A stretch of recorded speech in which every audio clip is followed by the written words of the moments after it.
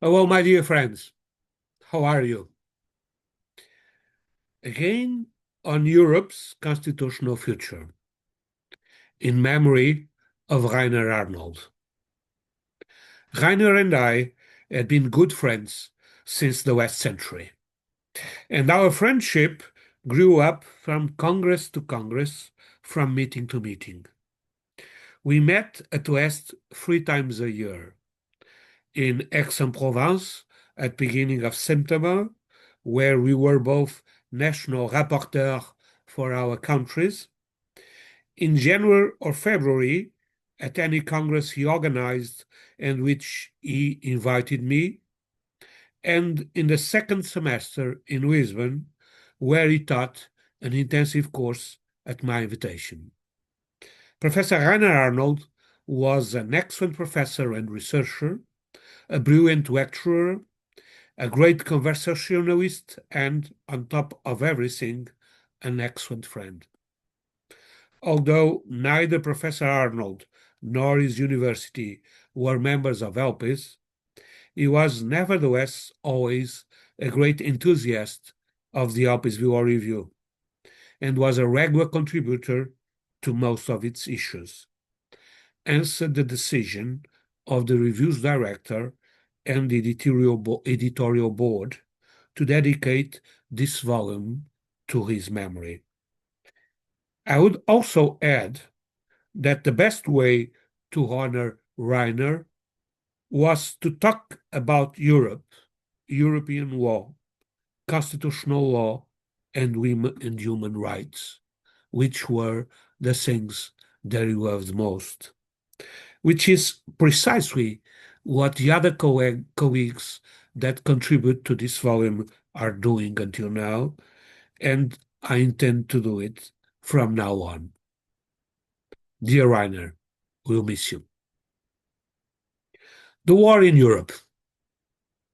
And suddenly, in February 2022, a war broke out in Europe. The world is stunned by Russia's invasion of Ukraine in violation of the international legal order announced on 24 February by Russian President Vladimir Putin as a military operation. The first reaction could only be surprise or even astonishment. Nobody wanted to believe that a war was still possible in Europe today. It would seem that the idea of Kant's perpetual peace had become so ingrained in the consciousness of Europeans that we hadn't paid any attention to the signs of possible wars to come on the 21st century. In this regard, a fictional dialogue between Hegel, Kant, and Nietzsche was recreated in a philosophy magazine. In this conversation, Nietzsche pointed the finger at Kant and accused him. It's your fault. It was you who convinced them that peace was possible in Europe. To which Kant countered that, in his opinion, peace was possible, both that it required the existence of democratic regimes and good men, which these days is not easy to find. That's a good one. Among the signs of war that we haven't paid enough attention are attention to are recent events such as the disintegration of Yugoslavia, the conflict in Kosovo, and the previous Russian invasion of the Donbass area, 2014. Even if we didn't expect it, the fact is that war has broken out on the European continent, producing the effect of a real earthquake in the political and economic situation of Europe and the world. From one moment to the next, the entire legal political landscape changes, both the existing one and the one to be built. Political consequences. The current situation has brought with it, among many other political consequences, the following main ones. First, a greater cohesion in the European Union, which can be seen in the unanimity achieved in condemning the invasion of Ukraine, as well as the imposition of economic sanctions against Russia. But it has also led to the emergence of a common European security and defense policy in conjunction with that pursued by NATO, or, as we discuss now, as a complement of it, or even alternative to it, in order to achieve a crisis, to the a solution, achieve a solution for this crisis we are living in. Then we have the minimization of political differences within the European Union, in which the critical positions of some member countries, such as Hungary and Poland, and in part also the countries of the so-called Visegrad Group, were relativized and minimized in order to facilitate the taking of common positions against Russia. Thus, there is currently a kind of truce with Hungary with regard to the application of the rule of union conditionality, determined by the limitations on fundamental rights and rule of law of the liberal Magyar regime, which is practically suspended and whose application is subject to permanent negotiation. Just as in Poland, where there has been, and it may also be after today or these days, a similar situation again, which is in Poland justified by the fact that this country has become a kind of good Samaritan for Ukraine refugees, and nobody wants to harm the good Samaritan. And we hope that this new president does not stop this policy of being a good Samaritan. But also the minimization of political differences outside the European Union, where there is a growing rapprochement between the United Kingdom and the positions of the European institutions in the international political arena, even despite Brexit. Thus, identical or common unilateral positions have been taken with the Union within the framework of NATO, and in the initial phase of the conflict, there was even a kind of competition to see who would take the same positions first, as it was the case with the successive visits to Kiev by the President of the Commission, von der Leyen, who immediately were followed by the visit of the British Prime Minister, in the beginning Boris Johnson, followed by the President of the European Council, at the time Nicolas Michel, and so on, and now is repeating with the new successors in this charge. In the first moments, we assisted also to NATO's resurrection after the Russian threat, on both the American and the European sides. One might have said, to paraphrase Mark Twain, that the news of NATO's death has been greatly exaggerated. And in fact, we are witnessing informally military support for Ukraine from the Atlantic Alliance, albeit in a restrained way, and it is not yet formally a member, as well as the emergence of new candidate countries like Finland and Sweden that became members of NATO, and the emergence of a new spirit which involves reusing and discovering the alliance as an opportunity for possible future new agreements and political combinations in Europe and around the world. In the second moment, the one we are living in now, however, with the new American presidency, the question of NATO became more problematic. And some doubts appeared after Trump's criticism to NATO and to the European allies.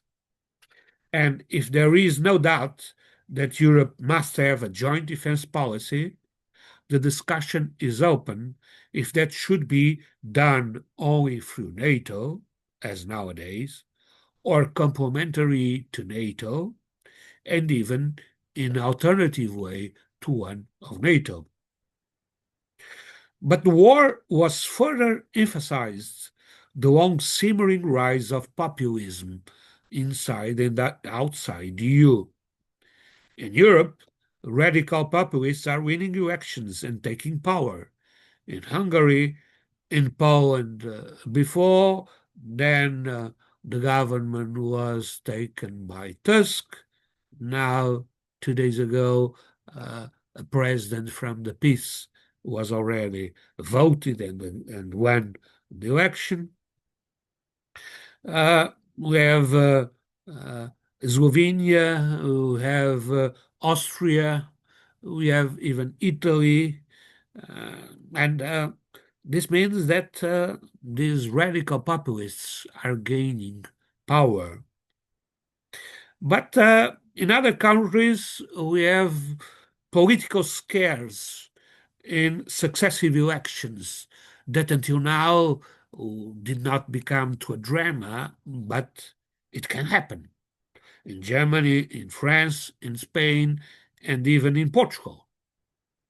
And outside Europe, we can't forget recent phenomena such as Trump election or Bolsonaro before, or current ones such as Putin or Erdogan, just to mention the most obvious of an endless list.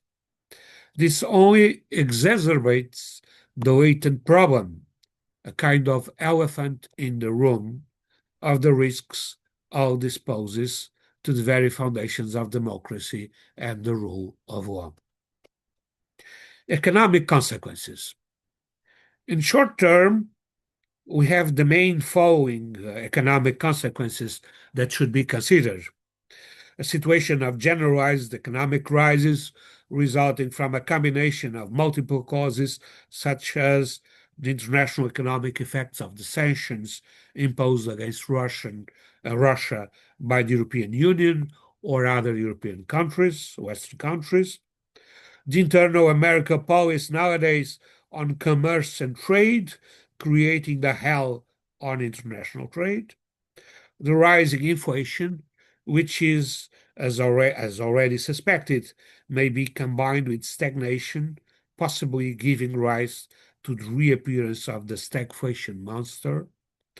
The energy crisis, which is forcing the search for new solutions to combat Europe's energy dependence, raising, among others, the issues of renewable energy sources and the need to diversify energy sources.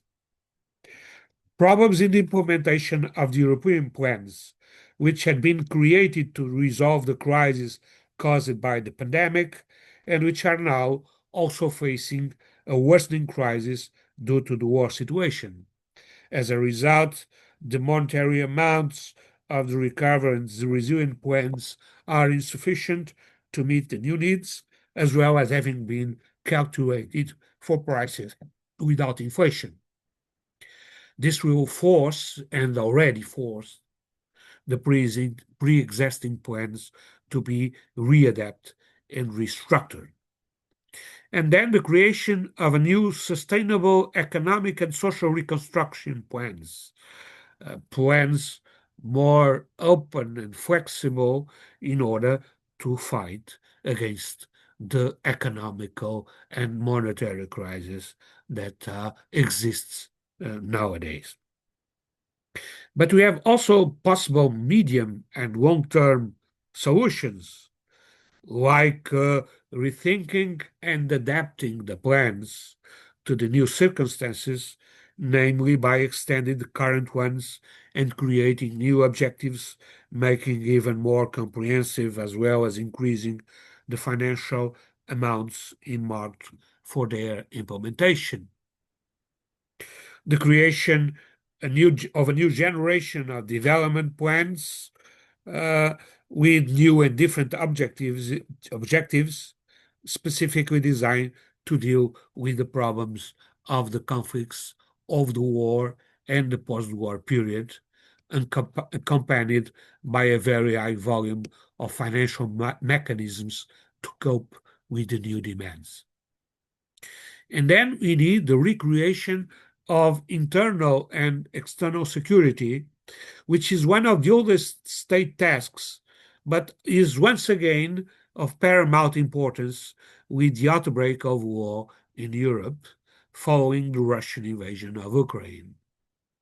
As a result, the public task of guaranteeing defense is no longer seen solely from the point of view of individual states, but now also as a borderless dimension and must be considered in this threefold dimension: national, European, and global. The same is true of policy issues: terrorism, high crime, international migration, which are also old public tasks and now give rise to new challenges for public authorities and the search for original solutions, also without borders, by emphasizing the attention paid to the new phenomenon of cybersecurity. So, on the one hand, we can speak in a certain sense of a return to the origins from the point of view of the traditional constitutional questions. On the other hand, the renewed role of internal and external defense has taken on a radically modern dimension, manifested, among other things, in its multilateral or borderless dimension. A country's security, both external and internal, takes place both inside and outside its national borders, since it's not possible to talk about Portugal's security without talking about European security and global security, NATO, United Nations, and so on, taking on a true multi-level constitutional dimension.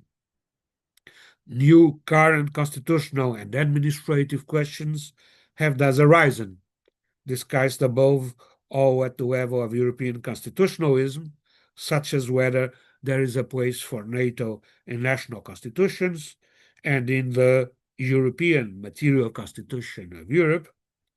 Is there a place for NATO in national constitutions and in material European constitution? Should there be an autonomous European army or just a combination of different national armies? Whether the issue of Ukraine refugees is a national and or an European issue, and why not also a global one, or how cybersecurity should protect individuals and societies without jeopardizing fundamental rights. Institutional change inside and outside Europe, we are talking about nowadays in European constitution and global constitutionalism.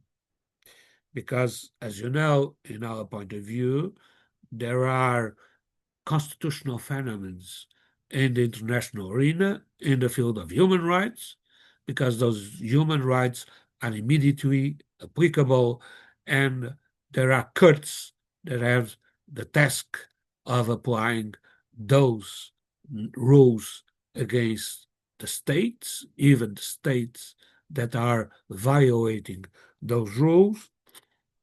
And of course, because in our constitutional law, there was a recognition of international law that was made part of our constitutional law. There is a kind of double constitutionalization that happens in the international arena and in the national arena.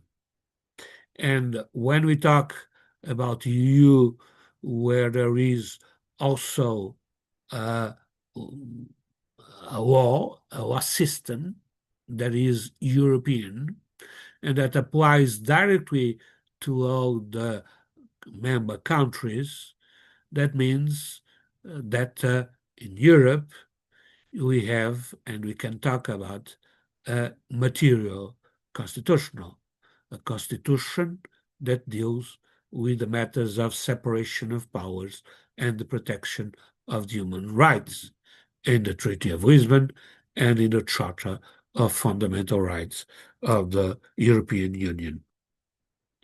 So, talking from both partial, to use Peter Rebel expression, partial constitutionalism that exists outside the countries in the global arena and in Europe.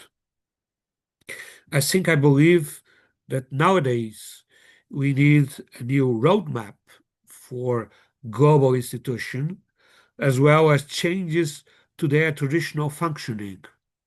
In particular, we need to recreate the United Nations and try to make it work more effectively, because someone has already said that the United Nations is one of the victims of the present war.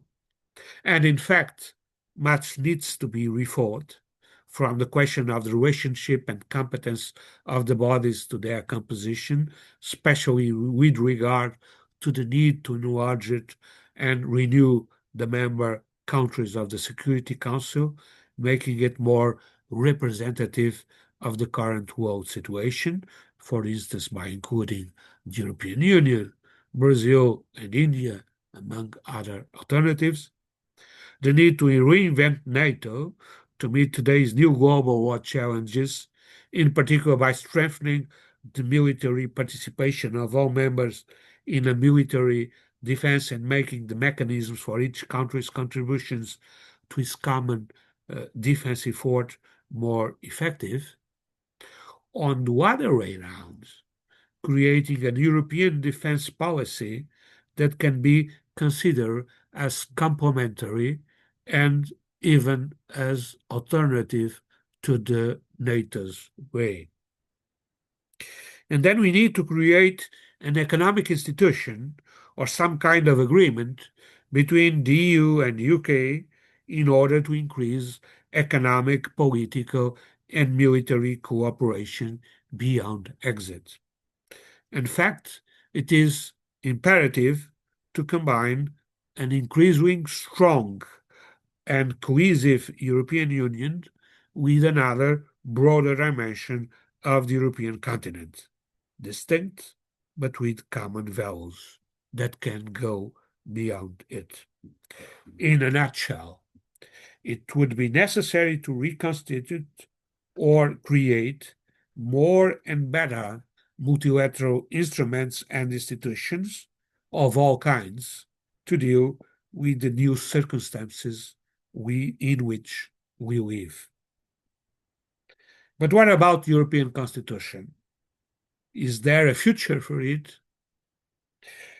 Should we keep on doing like what we are doing now, or should we look for a multi-level Europe?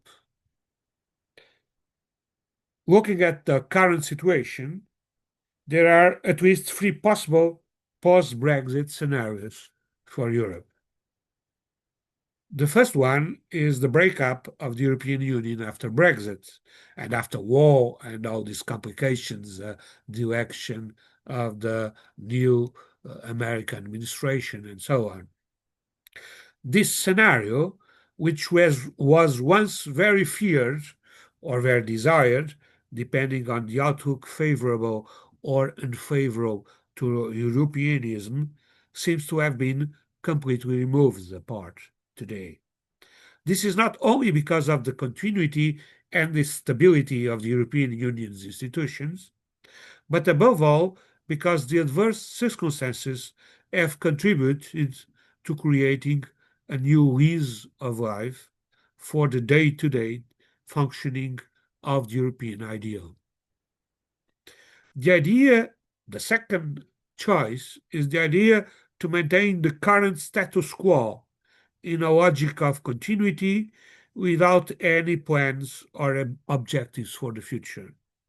This kind of plain sailing, continuing to rely on continuous negotiation to solve problems and ensure unity between all countries is likely to become very dangerous, especially if it is done at the cost of limiting common principles and values, as seems to have happened with the independence of the Kurds in Hungary and Poland, or with the enshrinement of illiberal solutions in Hungary, or even with the temporary suspension of the mechanism of European conditionality to rule of law in terms of funds, which seems to exist when limitations on fundamental rights are at stake, but consensus on common European defense is imperative. In my opinion, it is necessary to carry out a constitutional reform of the European institutions, marked by the guidelines of continuity and evolution, flexibility, and adaptation. It's my third way, my suggestion. All this with the aim of increasing the unity and the effectiveness of the European Union, safeguarding its common principles and values in a logic that can go beyond the current union. Continuing to think about this third hypothesis, I think it would make sense to consider the alternative of creating a multi-level mechanism within the level of European Union itself. As we see, the European Constitution is a level of the constitutionalism. There is national, European, or regional, and global. But we can look at the European Union as itself, as something that can have different levels. And in my opinion, this rethinking of Europe's structural constitutional logic would make it possible to combine the strength of a united Europe in the national arena, in certain cases even beyond the European Union itself, with the continuation of development of European integration. An example of this was what happened at the Prague meeting in October 2022, and which has been repeated in October 2023 in Granada and other successive meetings, where there was the European political community having a meeting, a concilium, and this concilium is the combination of the informal European Council and the European meeting extended also to non-EU countries.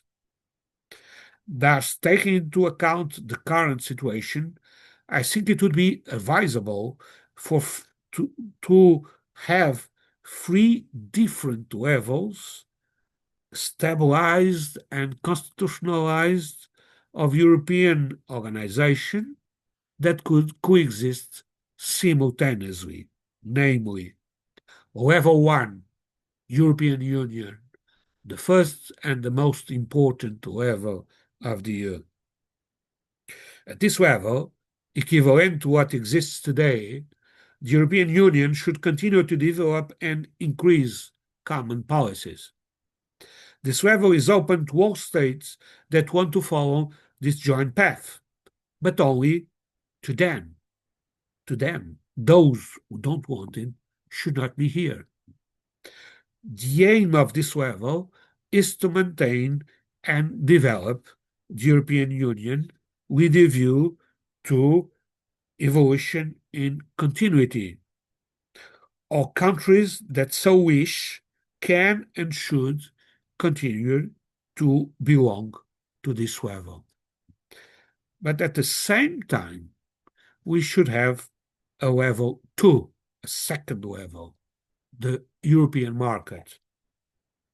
Europe can be also a simple common market without common policies beyond those that correspond to the logic of establishing the European market, accompanied by the rejection of the rule of the primacy of European law. In fact, this level already exists, but only for specific cases. In Europe, for Norway and Switzerland; outside Europe, for the so-called ACP countries, Africa, the Caribbean, and the Pacific. This level would serve to cover all those countries which, while not fully accepting the principles and values of European Union, wish to enjoy the benefits of a common market and remain integrated into the European universe without being full members. It would be a possible solution, always depending on the will of the parties, for countries like Hungary, in the future, Poland, and possibly other countries in so-called Visegrad groups. But it could also be a valid solution for all the other countries that have already populist parties in the government.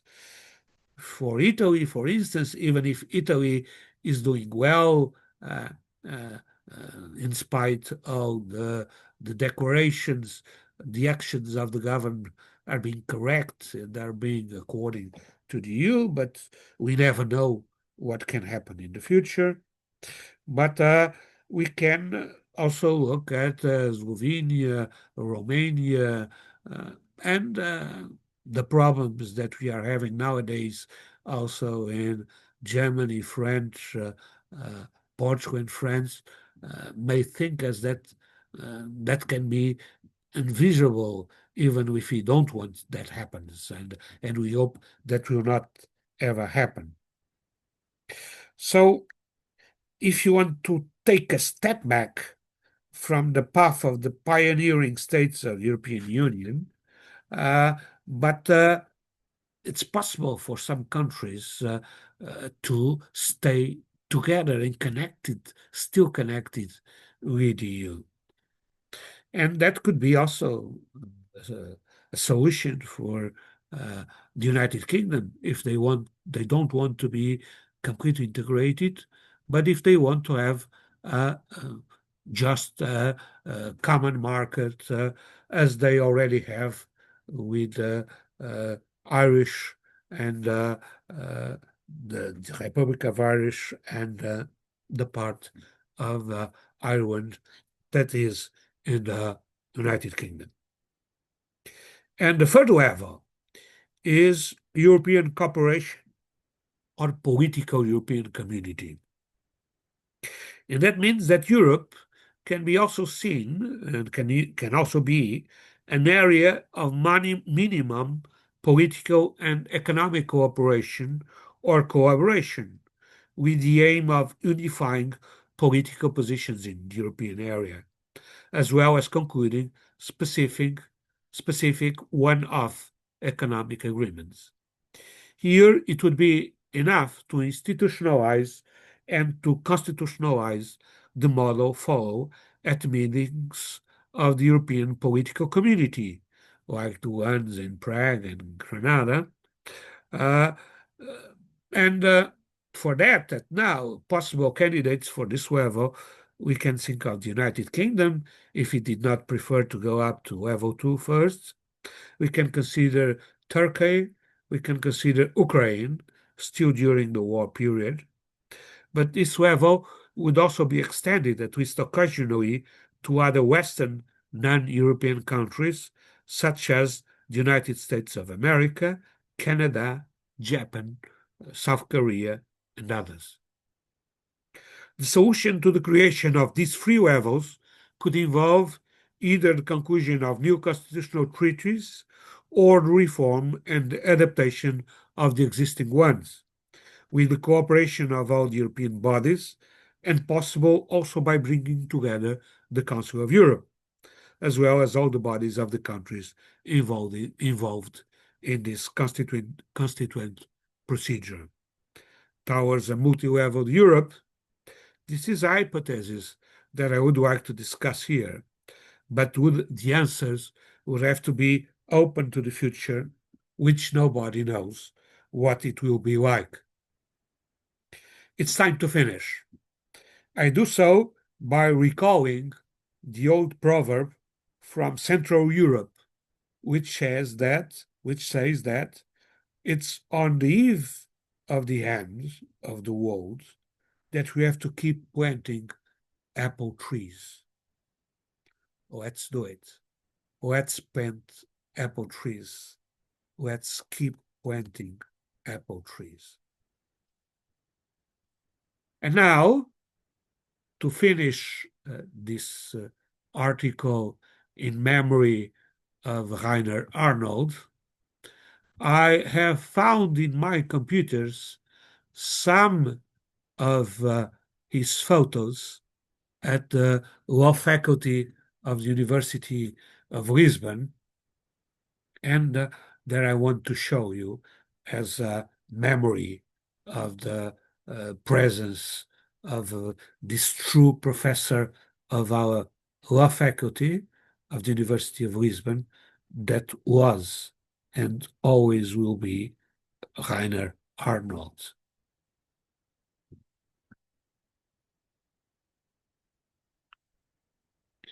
These are in a commemoration of the university where Rainer Arnold was one of the best participants. I don't want to hide him, I want to show him.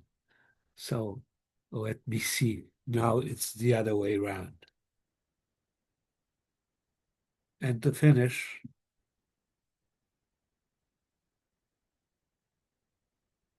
up to you, Rainer. We'll miss you so much. Goodbye, my friends.